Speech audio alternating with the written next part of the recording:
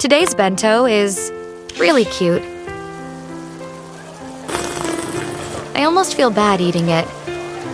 The panda onigiri is shaped perfectly. Soft white rice with little seaweed arms hugging itself. It smells warm, like home. Next is the tamagoyaki. It's sweet, eggy, and fluffy, like someone made a cloud out of breakfast. Everything's still warm. The soy sauce drizzled veggies are glistening, and I swear I can taste the love in every bite. It's so good. You deserve moments like this too. Let's eat slow, okay?